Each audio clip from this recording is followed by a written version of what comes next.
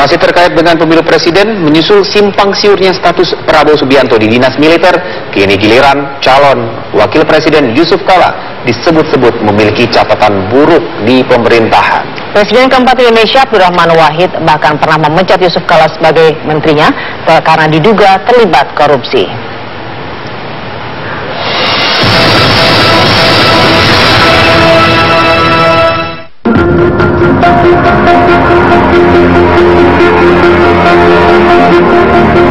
Yusuf Kala pernah dipecat Gus Dur.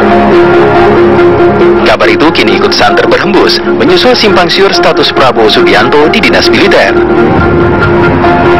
JK disebut-sebut meninggalkan catatan buruk di pemerintahan Abdurrahman Wahid. Saat Gus Dur menjadi presiden, JK dipercaya menduduki kursi Menteri Perindustrian. Namun keberadaan JK di Kabinet Persatuan Nasional Gus Dur hanya seumur jagung.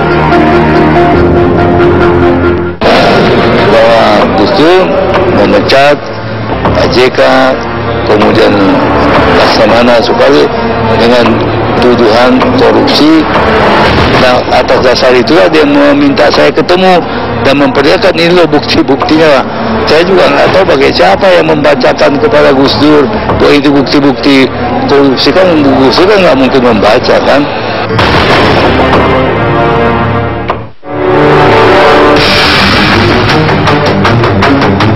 Semasa menjadi pembantu Gus Dur, JK dinilai minus disiplin.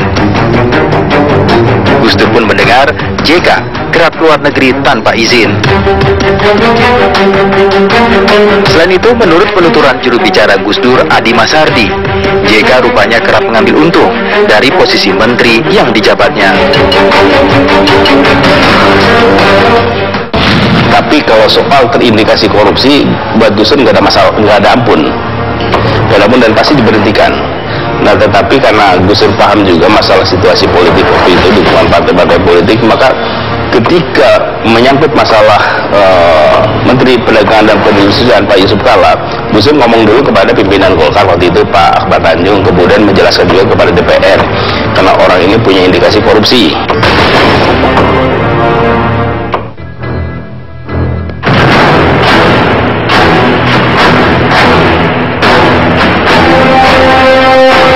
Pemecatan Gus Dur ini, JK pun pernah berkelakar saat hadir di acara 7 hari meninggalnya tokoh NU itu. Seperti dikutip situs Nahdlatul Ulama, JK bercerita, ketika masih menjadi menteri era Gus Dur, dia pernah memperdai presiden. Gus Dur yang saat itu hobi pecat menteri, pernah memanggil JK. Saat itu Gus Dur sudah berniat memecat JK, tapi JK bisa selamat berkat ide spontannya. Namun 1 bulan kemudian, JK tak luput dari pemecatan. Menurut JK, Presiden Gus Dur kerap memecat menteri-menterinya.